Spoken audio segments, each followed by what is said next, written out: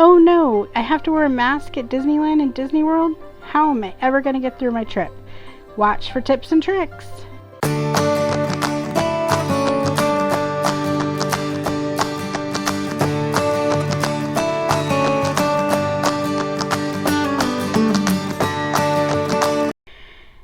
Both Disneyland and Walt Disney World are now going back to a mask policy in place while you're indoors.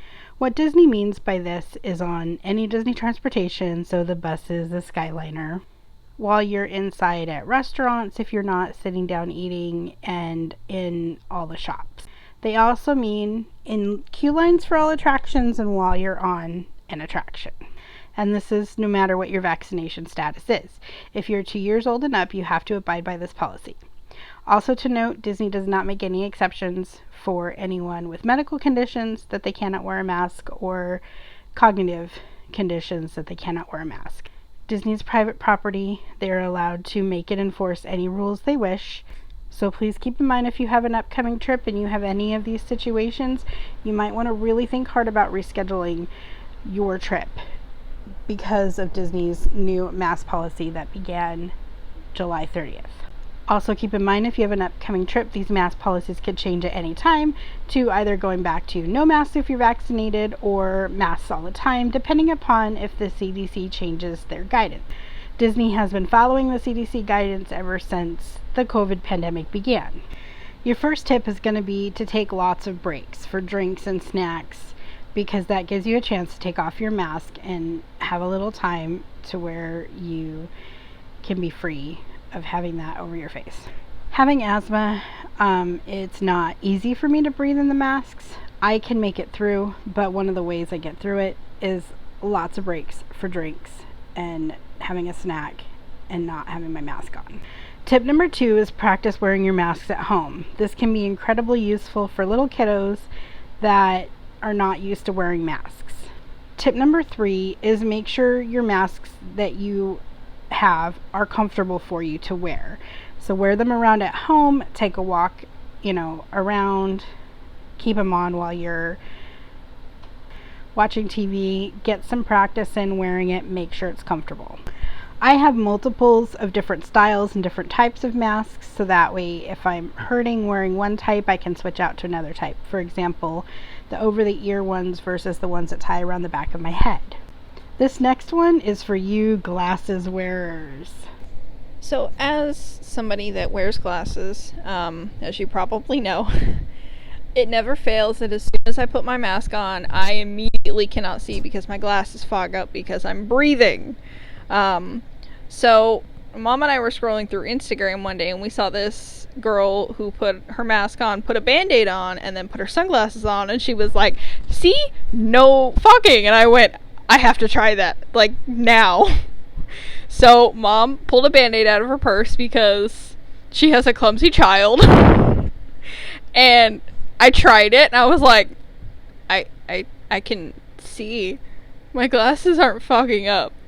So I highly recommend you at least try it to see if it works for you.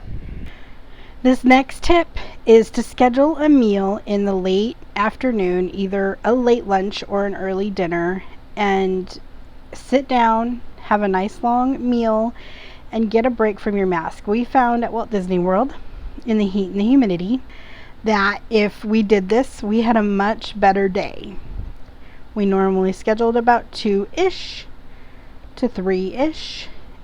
And you can do this no matter if you are doing a table service, a quick service, or bringing food from home. Just find a place to sit down if you're bringing food from home. If you're doing quick service, find a great table. And if you're doing table service, well, you'll have a great table assigned to you by the restaurant. Or at least a table, if it's not great. And just enjoy your meal and enjoy the company of who you have with you, and take that break without your mask on. Now, before I get any further through the video, if you're not subscribed to us, think about hitting that subscribe. It really helps out our channel. And hit that like for us. It pushes us out in the YouTube algorithm so other people can see our videos. And take a moment, shoot us a comment, say hi. We love to interact with anyone who likes to watch our videos.